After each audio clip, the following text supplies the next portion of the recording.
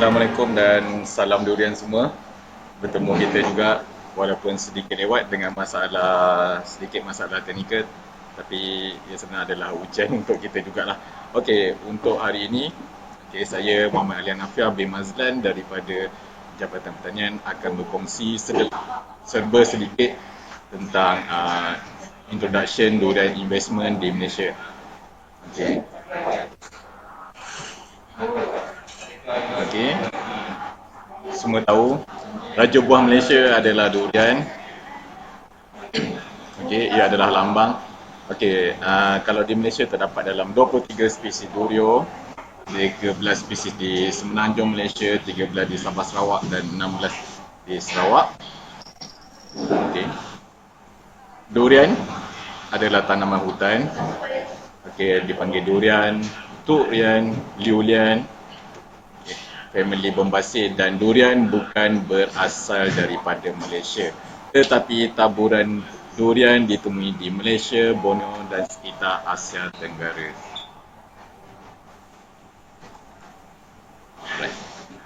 Ini contoh antara perjalanan Musang King daripada durian kampung terpilih kepada durian global. Ia memakan masa dalam 30 ke 40 tahun. Okey, saya bagi ini adalah ia adalah sebagai satu corak perjalanan yang senang kita nampak, dan jika ditanya kepada masyarakat umum senaraikan variety durian yang popular di Malaysia, dan sudah pasti Musang King menjadi jawapan nombor 1. Okay. Warna kuning keemasan. Okay. Dapat antara daya penarik untuk Musang King. Dan sini saya akan sharekan serba sedikit bagaimana perjalanan Musang King. Okey, daripada penemuan variety berpotensi daripada kampung, dibiak baka oleh petani, melihat variety tersebut ada daya potensi yang tinggi, dikembangkan, pengembangan biak baka. Dan tumpuan berubah kepada D24. Dan Musang King boleh dikatakan diam sebentar. Dan seterusnya pendaftaran variety daripada jabatan, penjenamaan industri dan letupan komersial. Dan bagaimana proses letupan komersial itu berlaku melalui banyak peranan di Malaysia lah. Pengembangan penanaman dan pembukaan laluan ekspor. Ini contoh daripada Musang King dulu dikenali sebagai Raja Kunyit dan telah dikembangkan daripada Tanah Merah, Pulau Raja, Kelantan. Ini Chuntimbun, dan telah didaftarkan varietinya di bawah Wee Chong Beng pada 9 Disember 1993 di Tanah Merah, Kelantan. Yang ini antara pokok yang telah didaftarkan pada tahun 1993 dengan keluasan seluas 2 hektar. Dan ia berkembang ke seluruh pelosok Malaysia, ke Gua Musang, ke Pahang, ke Rauk, ke Johor, dan sekarang sekitar Malaysia sampai Sabah ke Sarawak. Ini contoh Musang King yang berumur 35 tahun pada tahun lepas dan sekarang 36 tahun di Sungai Kelau di bawah ladang Fuggo. Ini antara contoh pokok yang ada lah, yang diraup. Maknanya sebenarnya Musang King ni telah berkembang sudah lama dah.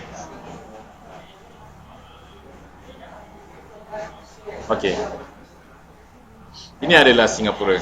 Singapura antara negara yang banyak mengimport kita punya buah, dan banyak pengembangan durian berlaku melalui Singapura. Ini adalah Stanley Ho, dan bagaimana Musang King terkenal, dan ini antara orang yang banyak berjasa kepada promosi durian Malaysia. Stanley Ho pernah datang ke Singapura membeli durian daripada Malaysia sebanyak 88 biji dan dihidangkan kepada Lee Kasing. Dan ia secara tak langsung terus menaikkan penjenamaan Musang King.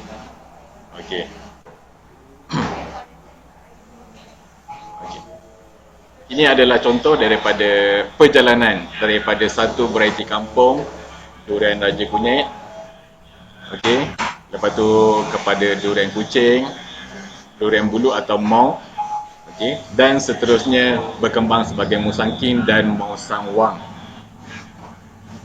Okey, apakah impak kepada musang king kepada industri durian Malaysia? Okey, harga durian kampung pun meningkat. Sekarang dah ada satu skim iaitu durian kampung premium, iaitu durian-durian kampung yang berpotensi akan diangkat untuk mempelbagaikan variasi durian di Malaysia.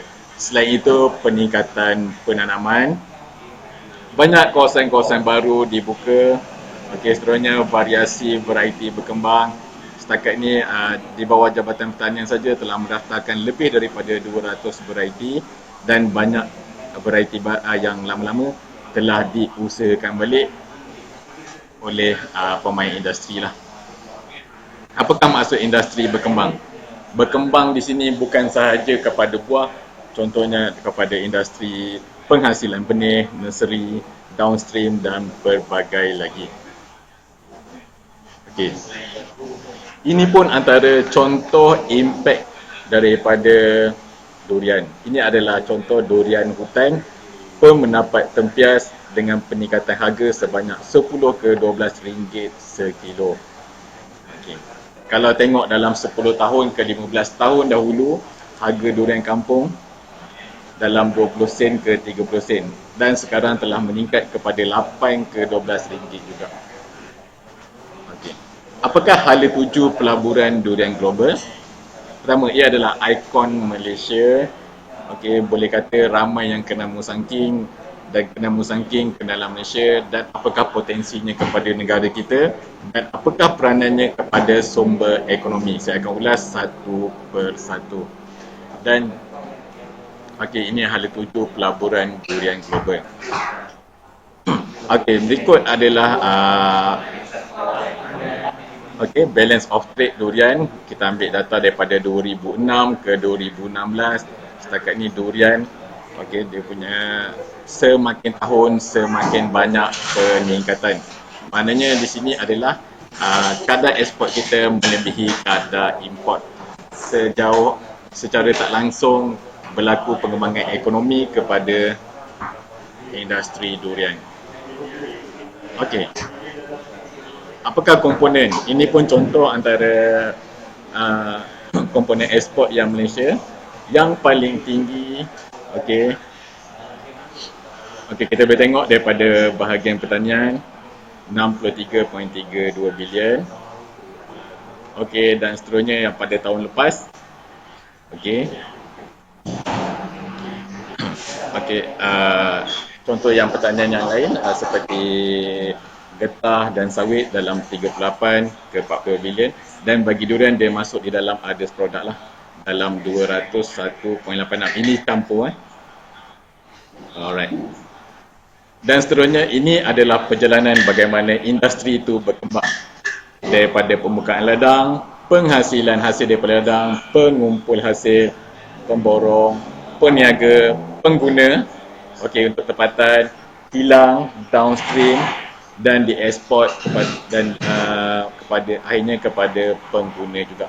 Okey, ini adalah antara perjalanan daripada industri durian. Dan berikut adalah antara negara pengimport utama durian pada tahun 2019.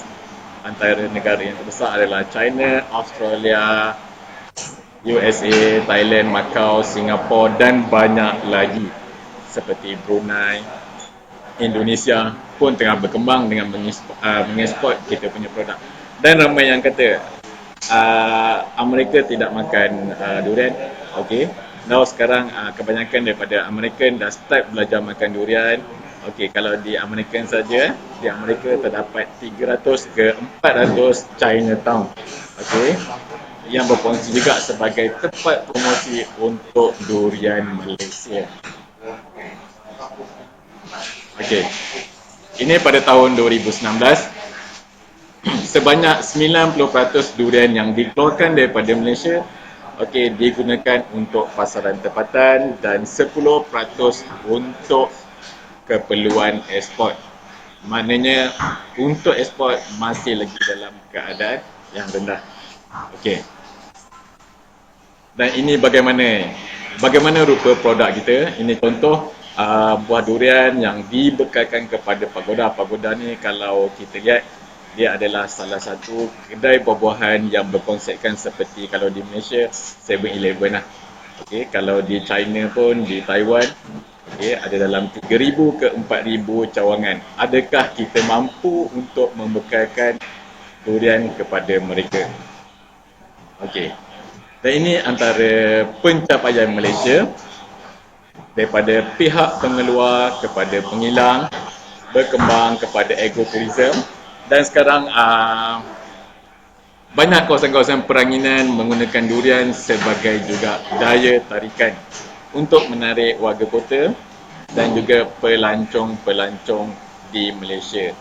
Okey, lepas tu ia berkembang kepada downstream, penghasilan produk, okey, kerjaya, kepakaran konsultasi, R&D, logistik, servis dan lain-lain. Okey. Okey. Ini contoh produk durian yang kita ekspor, buah sejuk beku. Okey, ini antara rupanya buah yang telah dibekukan menggunakan liquid nitrogen dan diekspor ke negara seperti negara China dan lain.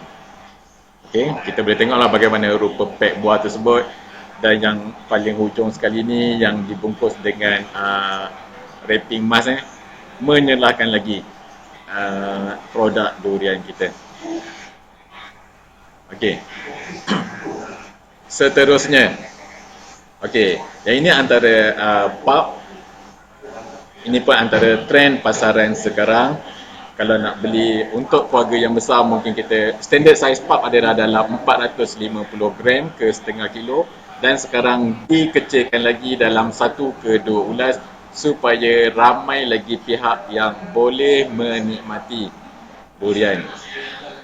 Okey, mungkin mana yang kurang kemampuan boleh makan dengan kaedah beginilah sedikit.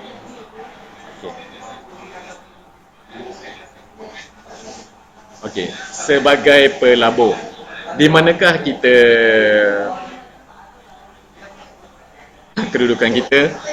Banyak pelabur diceritakan dengan benda manis. Okey, tapi pahit tak cerita. Ada yang cerita untung dengan cerita sebelah pihak sahaja, rugi tak cerita. Ada yang memilih secara komersial dan ada menggunakan kaedah seperti tradisi, masih lagi tanam tinggal dan tuai, terancang sembrono, okey, berjaya dan gagal. Ini antara pilihan pelabur. Okey. Di dalam pelaburan bukan sahaja durian, okey, antara analisis yang perlu kita lakukan adalah seperti SWOT analisis, dan saya akan hurai satu persatu. Okey. Apakah kekuatan untuk durian kita? Ia adalah penjenamaan Malaysia. Selain itu apa lagi? Penguasaan teknologi, variasi variety komersial, downstream teknologi. Okey. Apakah itu maksud penjenamaan? Okey. Ini adalah gambar raut Bandar Musangking, telah diisytihar sebagai Bandar Musangking dan telah menjadi sinonim. Mana pihak-pihak yang daripada Rauk, jika pergi ke mana-mana dan apabila ada orang bertanya daripada mana, daripada Rauk, wah, orang durian, daripada Bandar Durian. Ini adalah satu ikon. Dahulu kita cemburu dengan Melaka, Cameron Highland, setiap kali hujung minggu bandar jam. Dan sekarang apabila musim durian di Rauk saja, bandar menjadi sesak. Dan ini adalah indikator perkembangan ekonomi. Secara tidak langsung mengangkat martabat daerah ini. Okey. Musangking telah dipatenkan di bawah GI, okey, Geographical Indication oleh Jabatan Pertanian. Okey, kita telah patenkan bahawa Musangking adalah daripada Malaysia. Dan apakah kehebatan Musangking?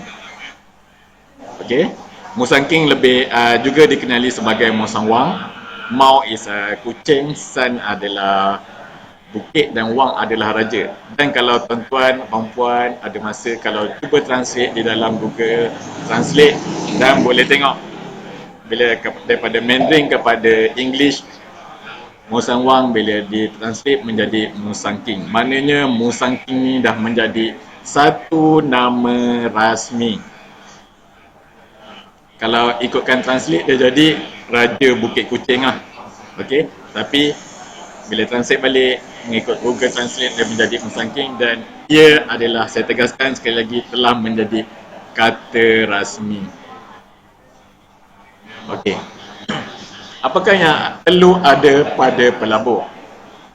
Konsep asas untuk pelabur adalah A, B dan C. Apakah itu A, B, C? Air,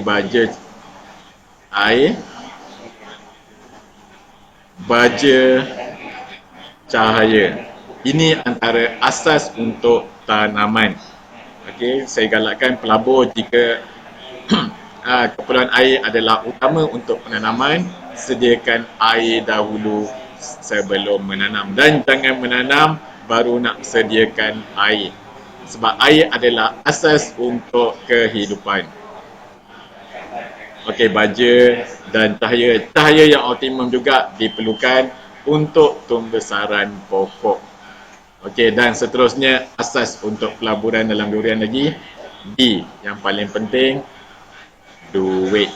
Okey, di sini bukannya bermaksud memerlukan duit yang banyak, tetapi penekanan kepada konsep perancangan kewangan dan juga kadar pelaburan. Kemampuan melabur adalah bergantung kepada bajet kewangan.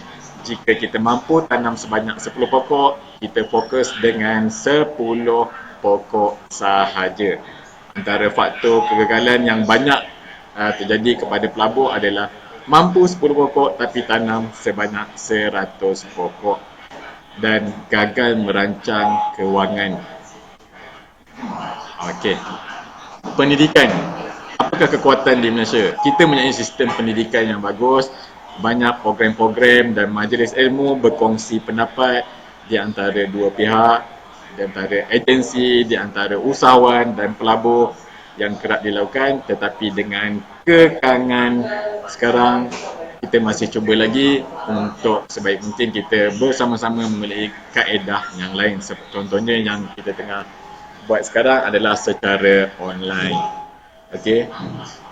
Dan ini antara kenangan lah dan impak daripada COVID. Kita pun merindui sahabat-sahabat pelabur untuk berkongsi pendapat dan belajar bersama-sama. Semoga apa yang berlaku pada negara kita, pada dunia ni selesai dengan pandemik COVID. Kita pun sebenarnya kita pun amat merindui lah tuan-tuan dan puan-puan semua. Okey. Dan apakah lagi kekuatan teknologi di Malaysia? Yang ini saya bagi 1, 2, 3, 4. Yang manakah satu Musang King?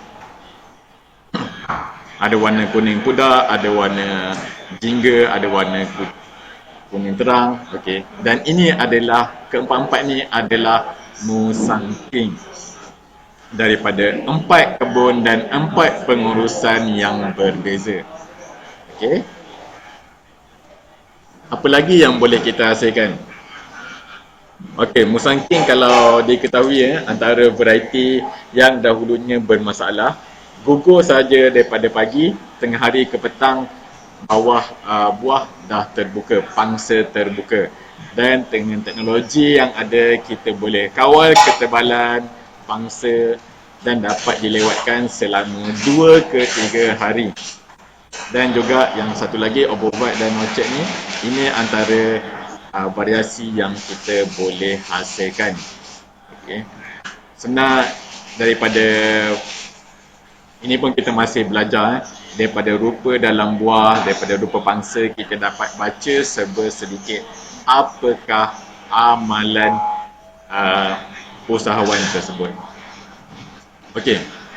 Biji bulat, biji sederhana keset dan biji keset, ini antara variasi biji durian. Kalau tuan-tuan atau kita semua nak berminat nak makan biji yang besar, tak ada masalah, boleh buat. Kalau untuk kesetkan pun boleh buat. Okey, ini adalah lebih daripada pengurusan agronomi ladang dan juga pengurusan nutrien. Okey, ini contoh buah durian yang premium. Dan bagaimana kategori premium yang boleh dapat kita tekankan di sini adalah penghasilan biji dan juga tekstur pada isi buah yang berkualiti. Biji yang kesek dan juga isi yang kering tidak berair. Kalau tuan-tuan makan durian, semakin kering buah tu semakin sedap. Kita boleh buka kelopak bunga pada buah tersebut. Okey, dan kita boleh nampak macam di gambar ini. Okey. Musangking, biji kesek dan bukan musangking sahaja yang boleh dikesekkan. Ini contoh D24 atau D24. Biji bulat pun boleh dikesetkan melalui pengurusan nutrisi yang betul. Okey. Dan durian kampung pun boleh dikesetkan juga. Okey. Seterusnya, teknologi penanaman, mounding system. Okey, ini antara teknologi yang akan kita kembangkan dan telah berkembang. Ini adalah untuk memastikan tanaman kita risiko untuk rosak dan mati rendah. Okey. Dan seterusnya, selain busuk tanaman, kita juga memperkenalkan juga teknologi fertigasi, iaitu pembajaan secara fertigasi dan juga secara siraman. Okey, kerja dia lagi mudah, cepat, okey, dan kos untuk buruh pun akan berkurang. Okey. Teknologi ini akan dikembangkan, okey, bagi membantu lagi pelabur-pelabur untuk memudahkan lagi kerja penyelenggaraan ladang. Okey. Okey, teknologi selain tu, teknologi cantuman dewasa durian, apa lagi yang kita buat? Okey, kalau contoh di kampung mempunyai pokok yang bagi saya tidak menepati piawai durian yang premium, rasa yang tak sedap, tiada daya komersial, boleh digantikan dengan melalui teknologi cantuman dewasa durian, tapi dengan dua syarat.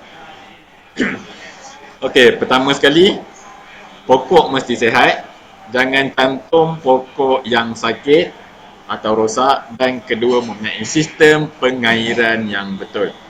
Okey, banyak yang buat cantuman gagal sebab dicantumkan kepada pokok yang tak sihat. Okey. Ini contoh kebun durian, pokok dalam umur 3 tahun yang daripada D24, usahawan ini menggantikan dengan variety Musangking. Okey. Alright. Variasi variety. Sejauh mana variasi variety mempunyai peranan? Okey, dalam ini ada 4 variety pulp yang telah dibekukan untuk tujuan ekspor. Nombor 1 adalah IOI atau D168. Nombor 2 D200 atau Blackthorn. Nombor 3 Musangking dan nombor 4 adalah D24. Okey, dalam ni pun dah mewarnai corak penghasilan pulp, dan ia juga adalah bonus untuk variasi variety di Malaysia. Okey, ini adalah mooncake. Okey, variasi downstream. Selain mooncake, banyak lagi yang boleh dihasilkan, iaitu seperti pizza, okey, ice cream Musangking, ini 54% pure Musangking. Okey, ini keluaran daripada Cipta Empire. Okey, contoh Alright. Seterusnya, produk tradisi yang berdaya saing. Okey. Okey, yang ni adalah ini sinonim dengan temelur sekarang Patin, bandar patin. Bayangkan kalau temelur bekalan tempoyak tak dapat dipenuhi, apakah akan terjadi pada bandar tersebut. Mungkin jadi bandar asam pedas patin.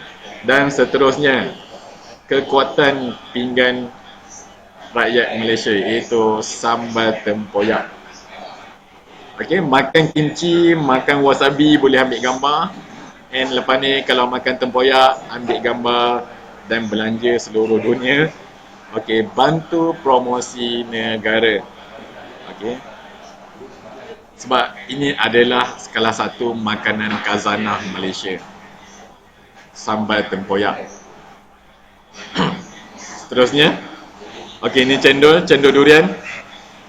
Ini pun dah nampak seperti makanan mewahan. Ini adalah standard produk Malaysia. Okey, ini cendol durian. Kalau cendol biasa dalam RM5-6, campur durian boleh mencecah puluhan ringgit. Okey. Makan nak sedap, bayar pun nak tinggi. Tiada masalah jika produk Malaysia mahal. Ini adalah kebanggaan kita. Okey. Dan di dalam pelaburan ada juga kelemahan. Okey. Pengeluaran tidak konsisten. Tahun ni berbuah, tahun depan cuti. Tahun satu lagi baru buah, tahun lepas tu satu lagi pokok mati. Okey, kualiti rendah. Tahun ni buah cantik, tahun depan kualiti tak sama. Penguasaan teknologi dan juga antara faktor lain adalah seperti topografi. Okey. Ini banyak berlaku. Tanam pokok warna hijau, 2-3 bulan dah bertukar menjadi warna kuning. Akhirnya salah siapa? Salah nursery. Okey, ada buah tak gugur-gugur. Okey. Apakah sebabnya? Dan ini bila buah buka dalam ada tick burn, terbakar biji Ini pun banyak berlaku. Dan ia adalah cabaran. Okey. Topografi mencabar. Ini pun salah satu juga.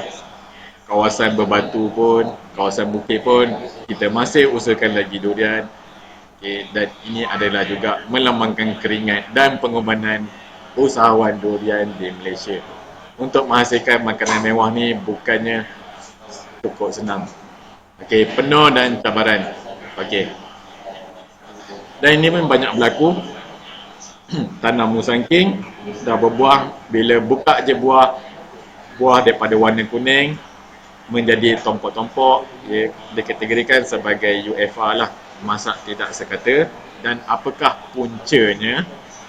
Puncanya adalah dari pengurusan ladang dan penekanan kepada pengurusan nutrien. Banyak berlaku.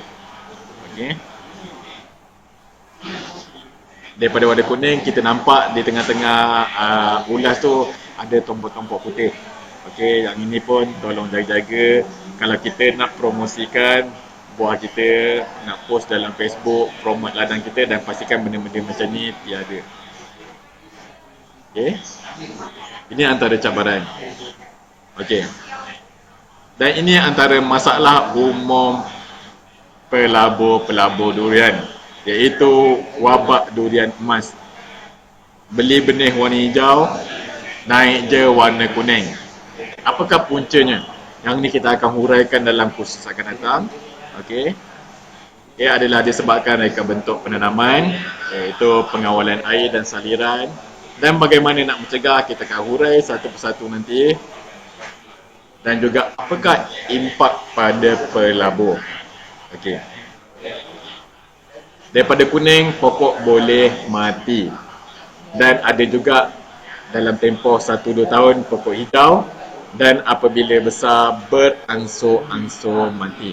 Okey, kalau tuan-tuan lihat pokok ni dalam umur 5 ke 6 tahun dah mula berbuah dan akhirnya mati, dan impaknya sangat besar. Seperti yang kita ketahui, kos atau nilai untuk sepokok durian bersamaan 1 ekar sawit. Jika satu pokok tuan-tuan mati, ia 1 ekar, nilai dia sama dengan 1 ekar kelapa sawit, mati juga. Okey. Dan apakah puncanya? Puncanya daripada kawalan saliran dan pengurusan agronomi yang tidak betul. Okey. Ini contoh. Pokok berumur 3 tahun dan ramai yang kata kawasan ini berbukit, kawasan bukit tiada masalah saliran. Dan ini antara punca pokoknya mati adalah disebabkan saliran yang tidak lancar. Okey. Kepada pelabur nanti, semua pelabur, ini antara kesilapan yang telah kita buat dan apa yang sahabat-sahabat telah buat, semoga kita tidak ulang. Dan bagaimanakah perkara ini berkembang, atau sejauh serius manakah perkara ini berlaku? Yang ini apa yang kita jumpa. Ini di dalam banyak post daripada dalam PPDM, Persatuan Penanam Durian. Mohon pencerahan pada yang pakar apa masalah pada pokok ni, pokok jadi kuning. Mohon tunjuk ajar daripada sipu-sipu macam mana untuk saya pulihkan MK ni umur 14 bulan. Kuning juga, usaha merawat pokok durian yang bermasalah. Okey. Macam-macam dah bubuh tapi makin menguning, tolonglah sipu-sipu durian bantu saya. Minta pandangan sahabat, MK saya 2 pokok jadi macam ni. Apa punca dan cara mengatasinya? Okey. Ini pengalaman saya, kalau tuan tak suka jangan marah, lepas ni saya tak akan beli di nursery kalau pakai tanah liat kuning. Okey. Ini contoh respon yang kita lihat. Okey, dan ni pokok kuning. Dan apakah punca sebenarnya? Ini adalah antara kaitan pengurusan saliran dan tekstur media atau tanah yang tidak tepat. Okey. Dan kebanyakan jawapan yang dalam komen tu tidak merujuk kepada perkara yang betul. Okey. Kurang tepat. Kalau tuan-tuan boleh tengok balik, banyak yang kata kurang baja, kurang nitrogen. Tapi ini adalah berpunca daripada masalah akar reput yang berasal daripada sistem saliran yang tidak lancar. Okey. Seterusnya, musim hujan yang tinggi, pokok dah berbunga. Okey.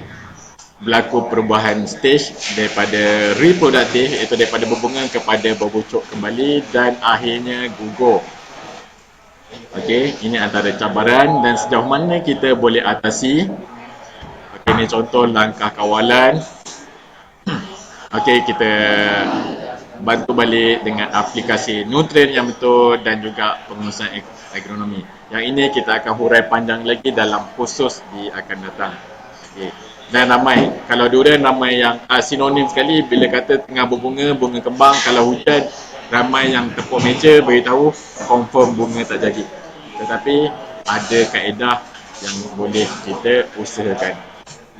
Okey, ni contoh buah yang masih terhasil daripada lot yang tadi. Okey. Dan apakah peluang? Peluang untuk dalam pelaburan durian? Pertama, pembukaan laluan ekspor, peluang kerjaya, promosi dan peningkatan ekonomi. Okey, peluang kerjaya.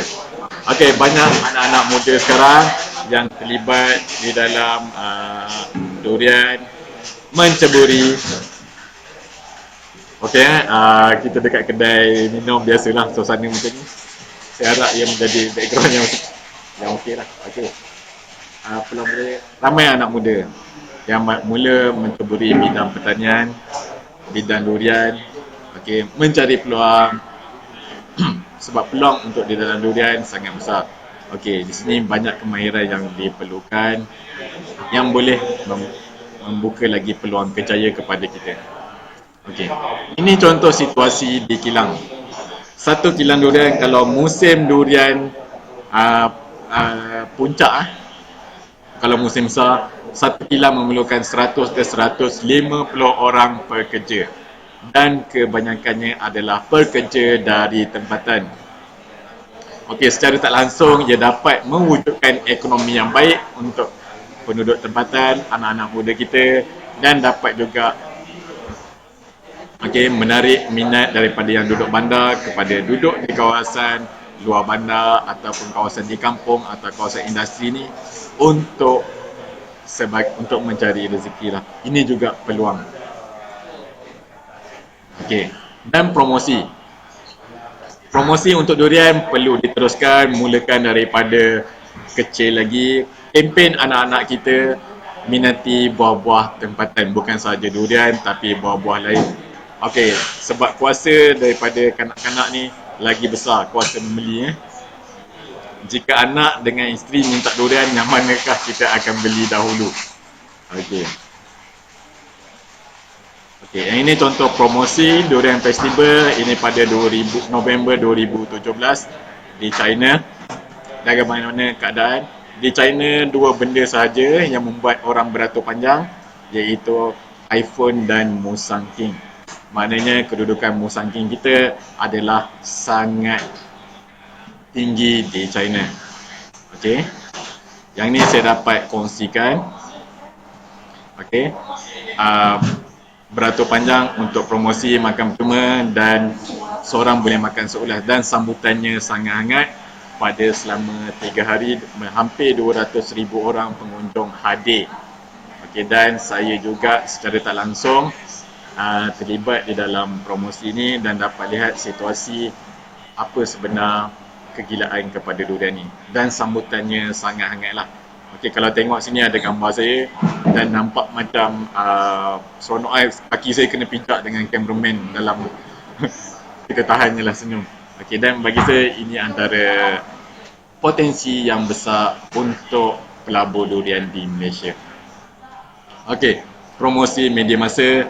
Kita ada banyak media masa yang boleh kembangkan, contoh daripada TV, Facebook. Okey, ini dalam contoh Persatuan Penanam Durian Malaysia banyak peranan dalam menghangatkan dan mengembangkan industri durian, majalah 3 dan YouTuber. Okey, ini contoh. Ini daripada Japanese punya ni YouTuber makan durian Malaysia dan sanggup datang balik nak makan Musang King. No time for oishi. Tak ada masa nak sebut, memang sedap. Okey. Dan biasanya sangat besar untuk promote asil negara kita, dan bagaimana untuk kita menghargainya senang saja. Apa yang membantu ekonomi negara kita, kalau contoh bagaimana nak balas, kita subscribe saja, like, support. Sebab ia juga adalah antara promosi negara kita. Okey, seterusnya ancaman cuaca dan persediaan, dugaan bencana, tenaga kerja, keselamatan kerja dan mentaliti sosial. Okey, konsistensi cuaca sekarang boleh kata musim hujan lebat, cabaran yang tinggi, banjir. Okey, 2016 panas yang terik, bekalan air tak cukup. 2017 hujan yang banyak. Okey, di sini adalah persediaan, bagaimana nak bersedia. Okey, contoh kalau musim panas, sediakan sumber air yang cukup, dan bila musim hujan pastikan sistem saliran kita lancar. Okey, ini juga ribut. Ini berlaku pada bulan 3 tahun ni. Dalam bulan 45 Okey, selepas raya. Satu kebun 300 pokok, separuh daripada pokoknya dilanda ribut. Ini antara dugaan yang dihadapi. Okey, ujian. Buah lagi seminggu nak gugur. Okey, Tuhan duga kita. Mungkin ada hikmahnya supaya kita dapat belajar lagi dan mensyukuri. Dan ini antara cabaran-cabaran yang bakal kita lalui. Okey. Dan sekarang banjir.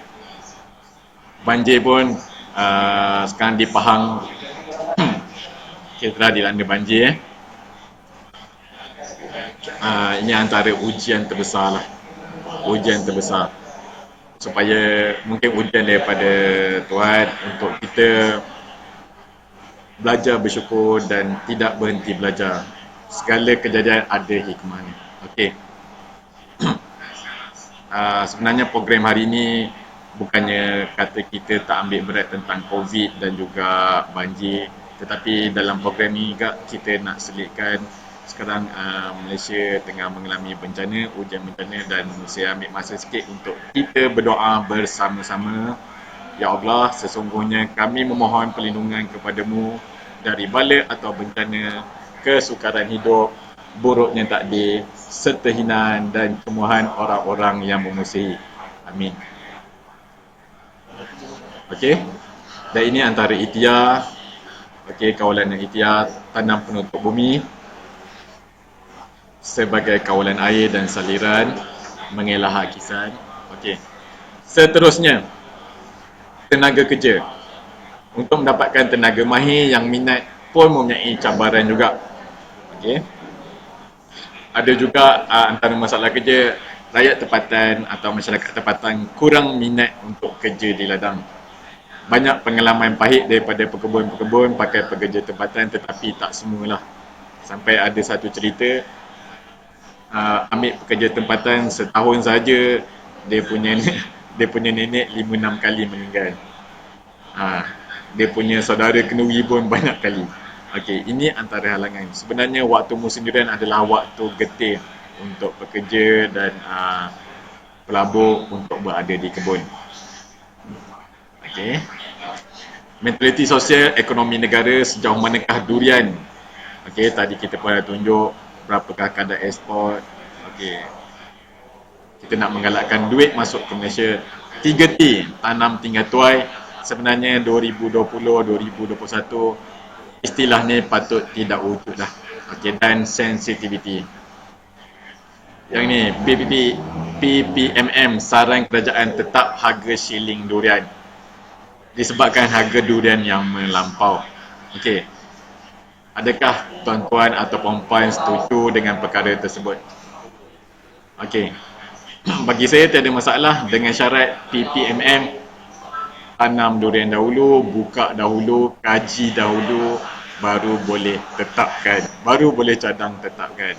Untuk usahawan durian, banyak dugaan dan banyak cabaran yang perlu kita hadapi. Seterusnya, boykot durian timbang. Ini pun kita perlu ketengahkan.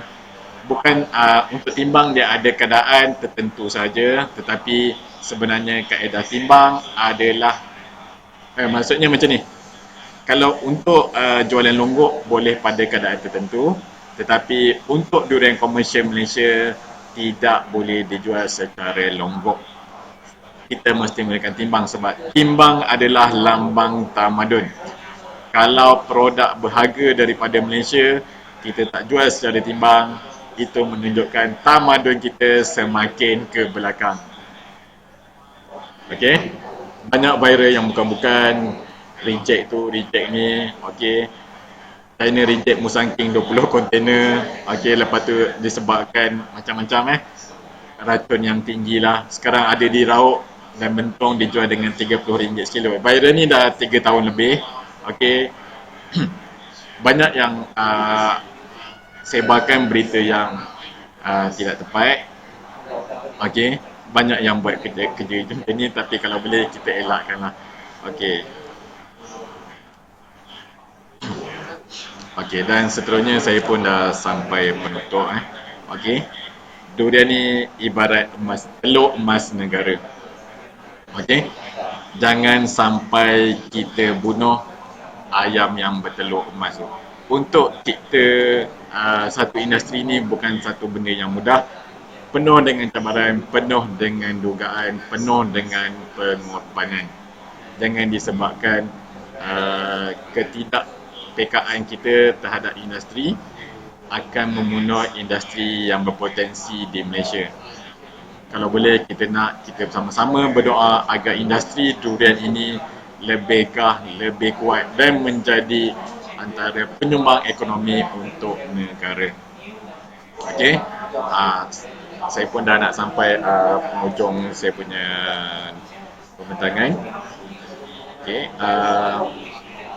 Jangan fikir apa yang negara bagi kepada kita, tetapi apa yang kita buat untuk negara.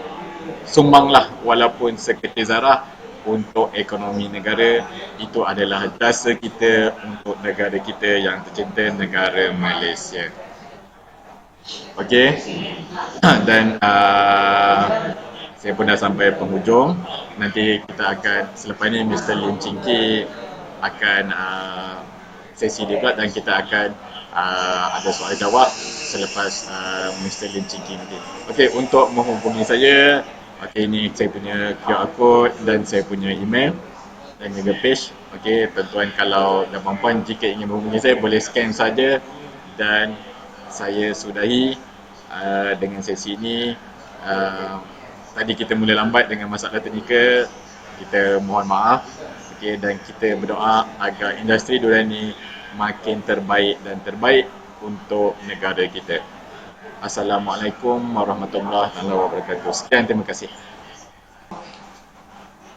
Salam sejahtera dan salam durian. Chan. Okay. Malam ini saya akan kongsikan berkenaan dengan peluang dan risiko dalam pelaburan penanaman durian. Jadi sebelum kita memulakan sesuatu penanaman, satu daripada perkara yang asas yang perlu kita lakukan ialah melakukan kajian kemungkinan. Tetapi kita dapati banyak pelabur memulakan penanaman durian tanpa kajian kemungkinan. Ini antara satu punca. Setakat sekarang kita lihat banyak yang menghadapi masalah.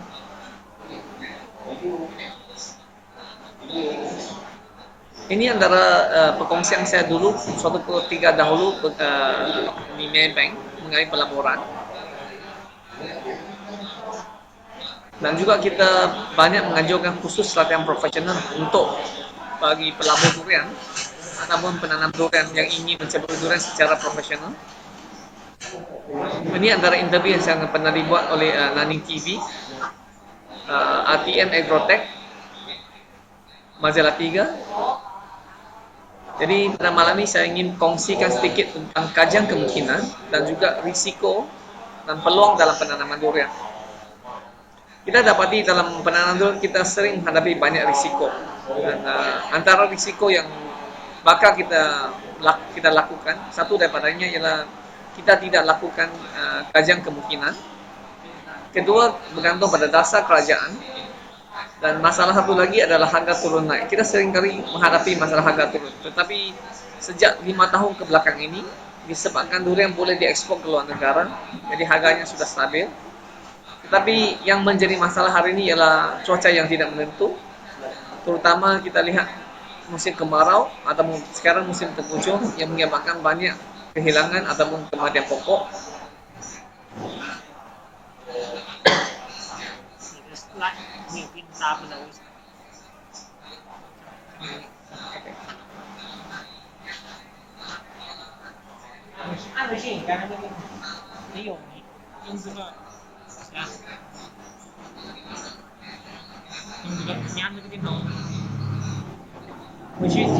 Dan seterusnya, yang kelima adalah dari segi wabak, rosak dan penyakit yang juga menjadi satu daripada isu utama.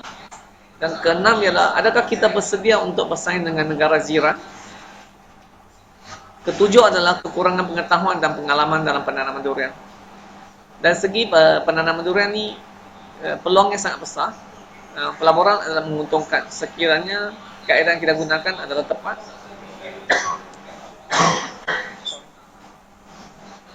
Durian sebenarnya memberi pendapatan jangka panjang, peningkatan dari segi hartanah juga jika ditanam durian, dan durian juga akan memberi kita peluang dari segi ekor pelancongan, industri hiliran, peluang pekerjaan, dan akhirnya sebenarnya menanam durian memberi kita satu kebahagiaan dan kepuasan. Kesilapan umum dalam penanaman durian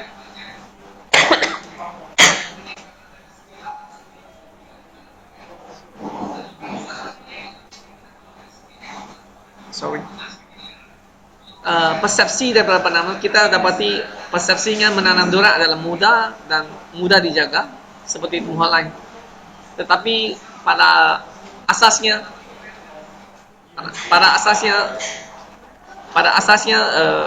skala penanaman durian skala besar kebanyakan menggunakan kaedah tradisi. Jadi penanam durian sebenarnya kita sepatutnya menggunakan kaedah teknologi yang baru dan secara terancang. Tetapi masalah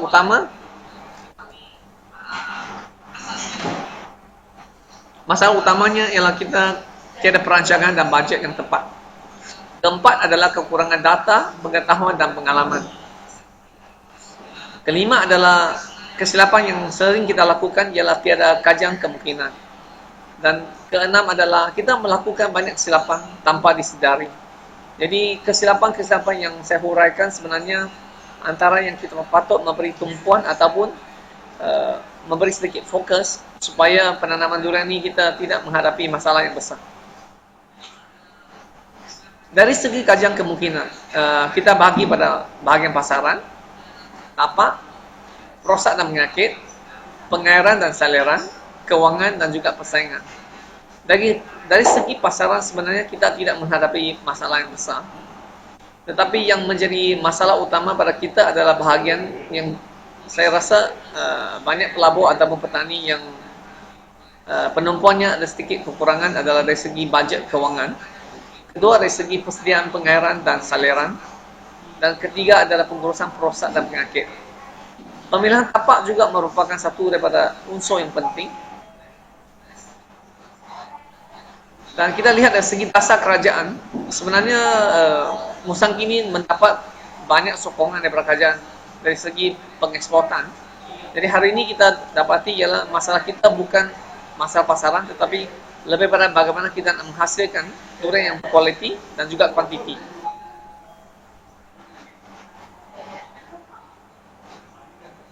Dan antara syarat yang untuk kita memastikan untuk memenuhi ekspor adalah maggot. Jadi saya menyuruh pada semua penanam kalau boleh sila mohon maggot seawal mungkin, sebab bakal kita akan lihat ialah permohonan maggot akan meningkat dan menyebabkan tidak dapat diproses dengan lancar. Jadi saya menyuruh kalau boleh para penanam boleh mula memohon maggot.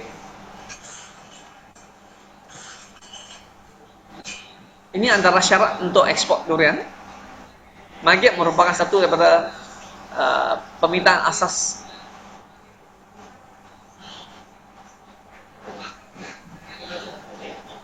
Risiko dalam penanaman durian, kita tengok satu daripada carta yang saya kumpulkan. Bermula pada tahun 2012, harga durian Musang King ladang adalah RM9 sekilo. Dan setiap tahun melonjak sedikit daripada RM9 ke RM10, 12, 18, 25, 30 dan jatuh balik pada 25 pada tahun 2018. Sebenarnya harga itu menurun disebabkan 2017 adalah kekurangan durian. Tetapi kita lihat pada 2019, 2020 harganya semakin meningkat. Dan adakah tahun ini durian akan meningkat melebihi RM40 sekilo? Kita masih memerhatikan lagi.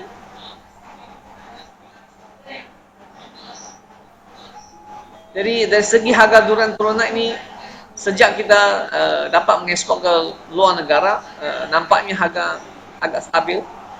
Harga durian naik juga sebenarnya dipengaruhi ada beberapa faktor. Satu daripadanya adalah bekalan dan permintaan pasaran. Sebab masa ini memang kita tidak mampu membekalkan permintaan daripada luar negara. Kedua adalah segi kualiti.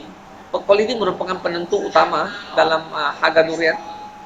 Dan dia sebenarnya bergantung pada musim. Contohnya kalau musim gugur adalah musim hujan, kualitinya akan menurun. Kalau musim kering, kualitinya akan meningkat. Keempat adalah masalah kesesakan bekalan. Ini juga bakal kita lihat ialah suatu hari nanti kita harus menguruskan supaya masalah kesesakan bekalan dapat diatasi. Contohnya kalau boleh kita satu kebun tu setahun berbuah 2 kali, tetapi dibagi pada blok. Contohnya pada blok A berbuah awal tahun dan blok B berbuah pada penghujung tahun. Kelima adalah kekurangan maklumat adapun pengetahuan durian. Kita dapati di Malaysia kita masih kekurangan maklumat ataupun pengetahuan durian dari segi SOP juga, sebab durian merupakan satu industri yang baru juga lagi. Kalau dibanding dengan sawit, memang sawit kita sudah ada satu SOP yang lengkap. Keenam adalah segi wabak dan penyakit. Ini merupakan satu lagi cabaran dalam durian.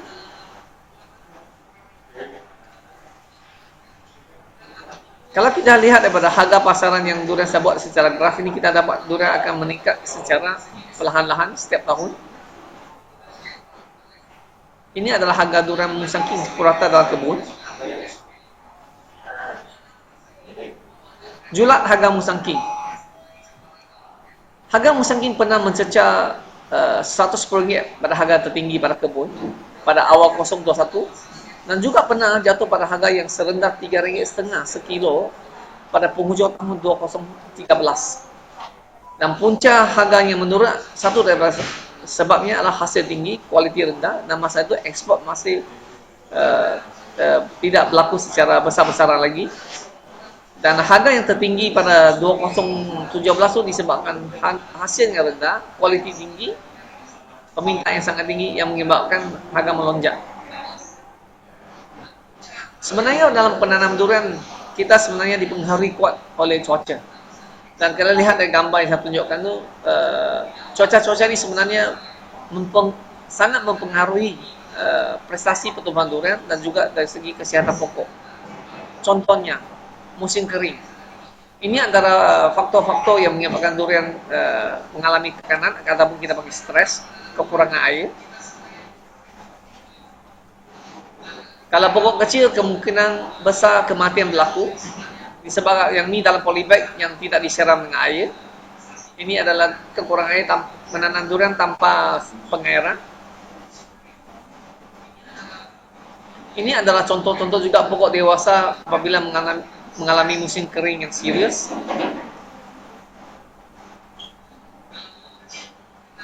Ataupun kemarau yang berterusan menyebabkan pokok mati.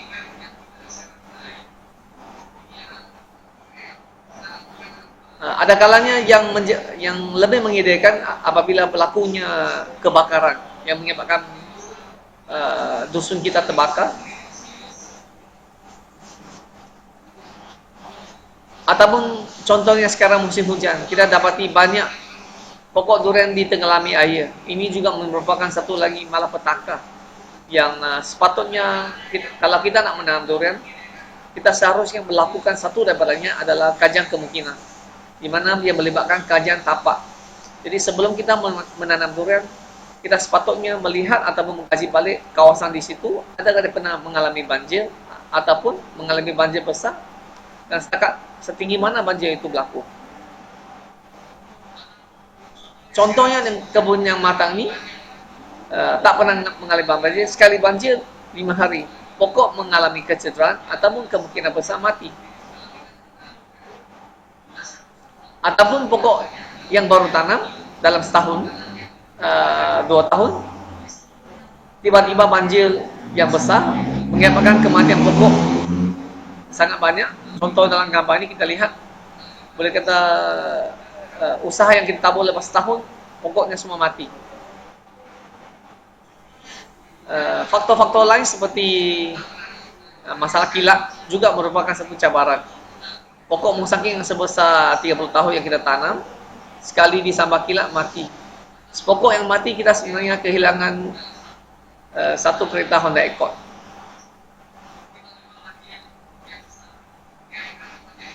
Ini juga merupakan antara cabaran dalam penanaman durian. Angin ribut juga merupakan satu lagi cabaran yang kebelakangan ini kita tengok. Bukan hanya banjir, tetapi angin ribut juga boleh mematahkan pokok-pokok yang dewasa. Dan antara yang menyebabkan pokok patah cabang, salah satu daripada faktornya adalah dari segi pruning ataupun tata-tata yang tidak dilakukan seawal pokok yang kita menanam.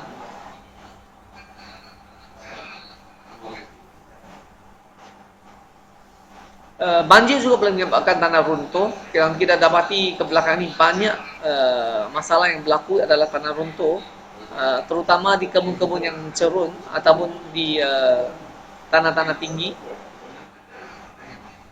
Dan ini merupakan antara contoh-contoh yang berlakunya tanah runtuh disebabkan saliran dalam kebun tidak dibuat dengan teratur ataupun terancang. Dan ini menyebabkan tanah-tanah runtuh berlaku. Ataupun yang lebih serius, pokok tumbang. Ini juga merupakan antara faktor punca daripada masalah saliran dan juga pengairan yang tidak dirancang dengan baik. Kita lihat lagi pokok yang besar.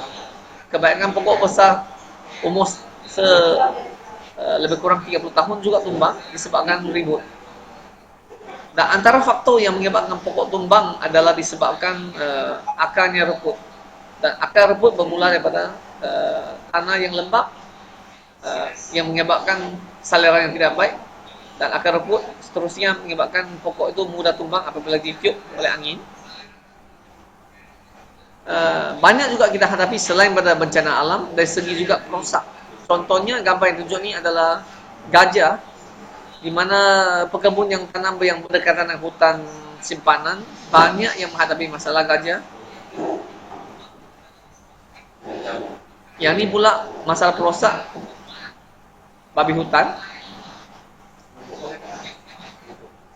Walaupun babi hutan dalam hutan dia sebenarnya menggemburkan tanah, tetapi dalam kebun durian dia bukan menggemburkan tanah, tetapi dia mungkin merosakkan pokok durian. Ini adalah contoh-contoh yang dirosakkan oleh babi hutan. Yang ini pula satu lagi masalah utama monyet. Bila hampir musim buah nak gugur, monyet merupakan satu lagi perosak yang amat menyedihkan. Apabila dia bermain dengan mencabut semua durian dan dicampakkan ke bawah. Dan satu daripada cara kaedahnya ialah kita boleh menggunakan perangkap untuk memerangkap dan kemudian dilepaskan kepada hutan simpanan. Antara juga yang banyak saya lihat ada orang kongsikan juga lah, berkomunikasi dengan monyet. Ini antara satu daripada contoh yang berlaku juga. Tetapi yang mencabar kita ialah monyet kepala hitam. Bila musim buah nanti, banyak yang datang mengambil buah. Perosak yang semakin kecil semakin besar kerosakannya. Contohnya tupai. Tupai juga merupakan satu daripada perosak ataupun haiwan yang merosakkan banyak tanaman kita, terutamanya durian. Musim durian merupakan musim berpesta untuk tupai, tetapi kerugian besar untuk petani sekiranya kawan tidak dilakukan dengan secepat mungkin. Jadi ada juga yang petani menggunakan kaedah membungkus durian dengan plastik. Tetapi kita lihat plastik yang dibungkus ditembok oleh tupai juga. Jadi ada petani yang menggunakan kaedah pistol untuk menembak ataupun memasang jaring yang betul-betul boleh tahan daripada serangan tupai. Dan ini antara contoh-contoh yang dilakukan oleh petani menggunakan dawai besi, menggunakan zinc untuk mengelakkan tupai daripada memanjat pokok. Ini adalah contoh-contoh kebun yang mereka melakukan kaedah untuk mencegah tupai. Tetapi antara pilihan yang satu daripada kebaikan ialah menggunakan kaedah biologi, iaitu menggunakan buruhan tubuh sebagai pengawal perosak tupai. Semakin kecil perosak, contohnya pengerat buah durian merupakan satu daripada kerosakan yang dilakukan oleh durian.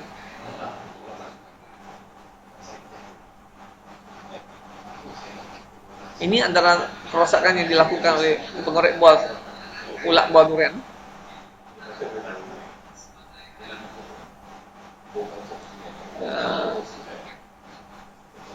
Jadi ini juga merupakan antara contoh-contoh dan dia terbagi pada dua jenis pengerat buah durian.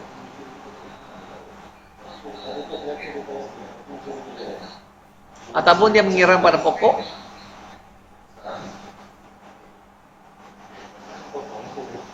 Anak-anak juga merupakan satu dari masalah, terutama untuk pokok durian yang kecil. Jadi rawatan ataupun pencegahan harus dilakukan secepat mungkin. Dan ini juga menunjukkan kalau kita melakukan sukupan, rawatan terhadap anak-anak perlu dilakukan segera. Kerana apabila kita melakukan sukupan, sebenarnya dia mewujudkan satu suasana yang lebih sesuai untuk anak-anak untuk hidup dan berkoloni.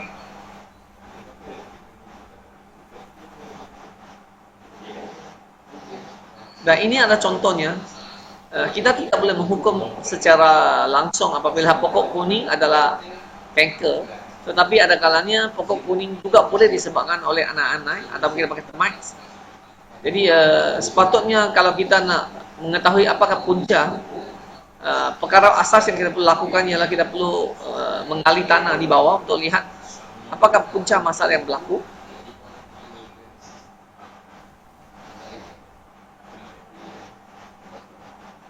Penyakit pembunuh ataupun nombor satu dalam durian adalah kanker, di mana dia boleh menyerang pada akar, batang dan lain-lain, ataupun buah.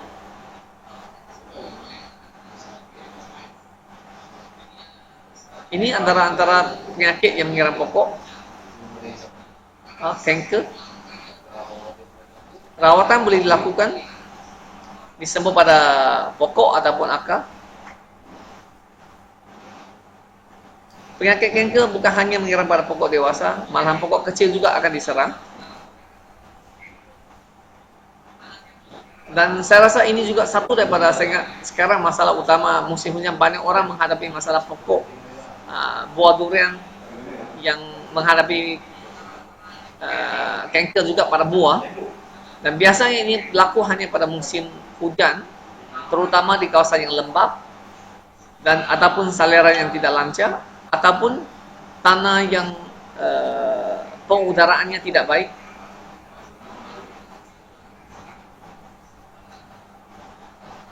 Antara juga faktor-faktor yang kita melihat dari segi tanda-tanda pokok mengalami kanker, contohnya kalau daun kuning, biasanya antara satu daripada kita lihat adalah faktor masalah akar.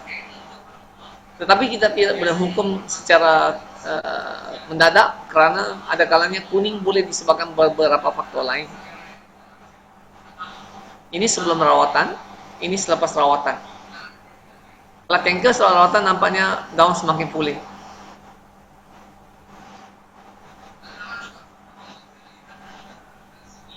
Nah, ini juga antara pokok yang kita dapati yang mengalami penyakit akar. Selepas rawatan, pertumbuhan pucuk baru berlaku.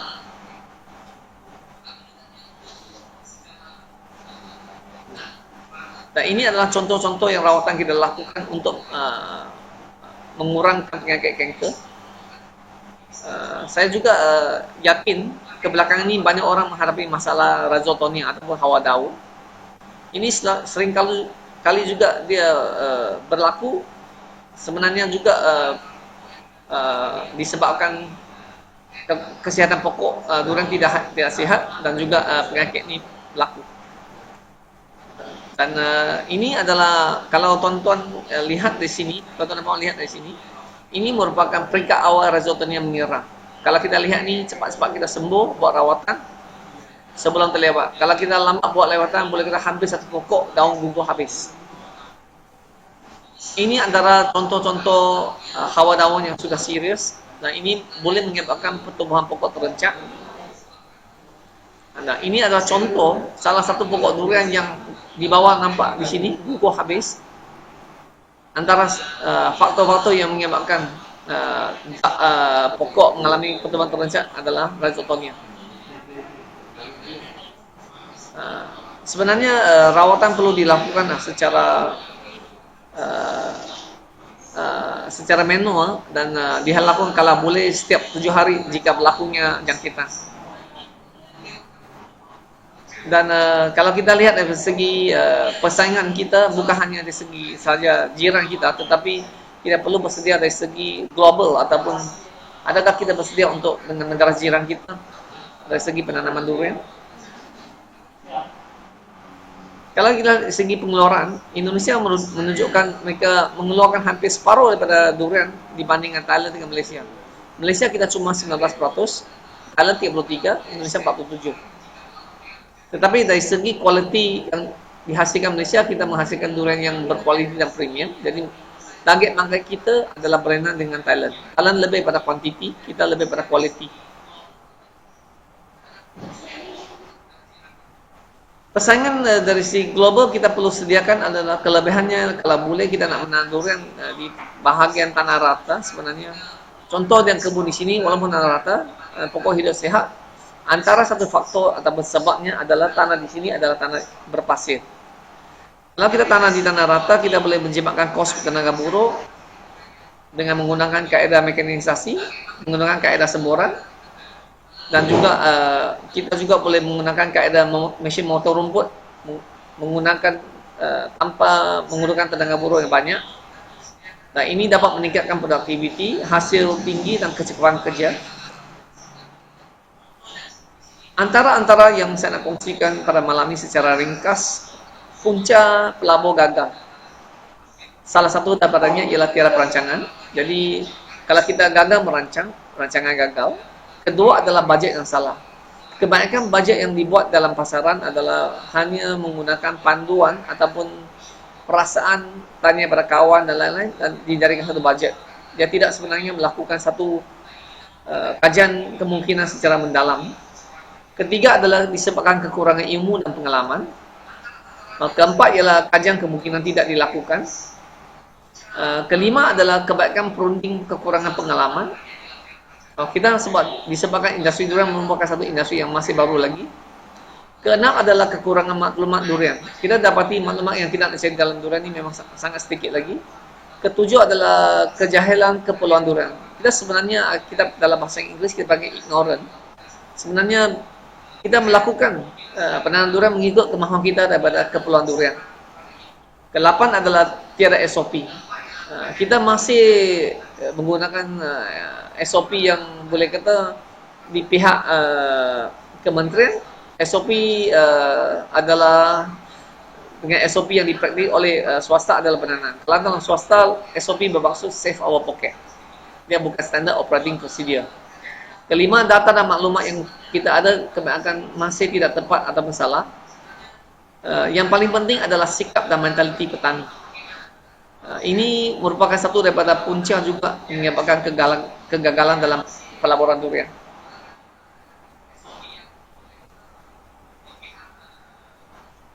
Jadi saya habiskan perkongsian ini untuk setakat ini. Sebab untuk yang lebih lanjut lagi kita akan kongsikan pada masa depan secara online untuk khusus lagi.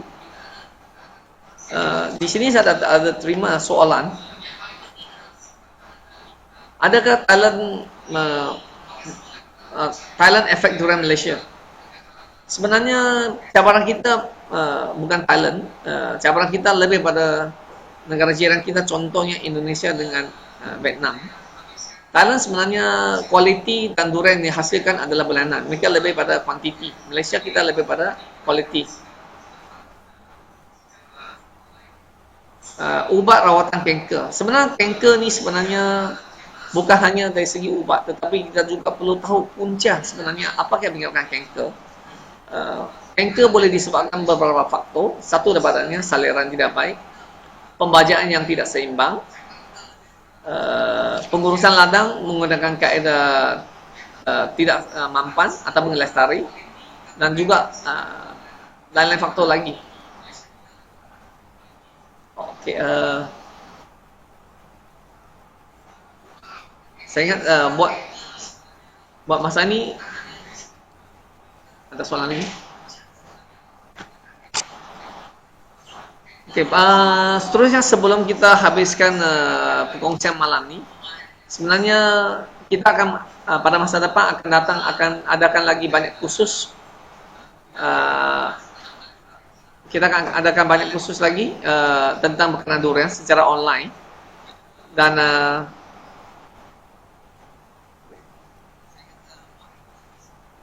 okey, ada satu soalan lagi yang ditanyakan. Dalam tempoh 10 tahun akan datang, bagaimanakah tuan dapat membayangkan kedudukan industri durian ini? Bagi saya dalam 10 tahun ini kita masih tidak ada masalah. Sebab kebanyakan penanam, contohnya satu soalan yang selalu saya ajukan. Kalau petani dapat menanam durian 10 pokok, jaga dengan baik, dia layak untuk menanam durian untuk 1 ekar, 10 ekar, 100 ekar. Tetapi kebanyakan orang nak jaga 10 pokok, tumbuh secara seragam nasihat pun kebanyakan masih dalam percubaan lagi. Jadi bagi saya dalam 10 tahun lagi durian masih tidak ada masalah dari segi pasaran. Kalau kita lihat daripada penduduk di negara China 1.4 bilion. Jadi dari segi 10 tahun ni masih durian ni merupakan satu jangka yang panjang. Jadi tidak ada masalah. Okey, ada soalan satu lagi. Adakah pH tanah yang rendah menyebabkan kanker? Jawapannya adalah tidak. Saya tahu banyak yang di pasaran orang kata kalau pH rendah dapat penyakit kanker. Saya nak bandingkan dalam satu kebun, contohnya kebun yang sama, pH yang sama, ada sepokok yang ada kena kanker, ada sepokok yang tidak. Jadi jawapannya adalah sebenarnya pH tidak mengganggu secara langsung, tetapi kebanyakan kanker berlaku adalah disebabkan pengudaraan tanah. Okey, satu soalan lagi, tanah berbukit batu, lada, kawi sesuai tak tanam durian? Sebenarnya durian boleh tanam di mana-mana sahaja dengan syarat tidak melebihi 800 meter daripada paras laut. Ini antara satu daripada uh, kepulauan durian. Okey, satu soalan yang saya nak jawab adalah, adakah kualiti Musang King dari Bandung lebih baik dari Malaysia memandangkan tanah subur di tanah gunung berapi? Jawapannya ya dan tidak. Kalau pembajaan yang baik, seragam, sebenarnya kita boleh menghasilkan durian yang berkualiti di mana-mana sahaja. Tetapi kalau pembajaan tidak seragam, walaupun di rock, ada kalanya kualiti kebun-kebun tertentu pun tidak konsisten. Jadi bagi saya ini lebih pada pengurusan pembajaan. Okey, ada satu soalan lagi, ada tak kursus penuh untuk nak belajar? Kita akan mulakan dengan kursus secara online, secara berperingkat-peringkat pada masa akan datang, dalam masa terdekat ini. Dan sebenarnya pada malam ni kita cuma nak mendapatkan sedikit feedback, adakah ini mendapat satu sambutan yang ataupun adakah online ini merupakan satu daripada kaedah yang bagus tak kita melakukan kursus.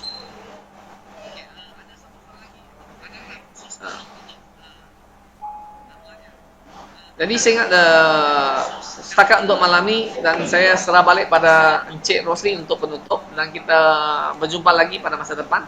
Sekian, terima kasih.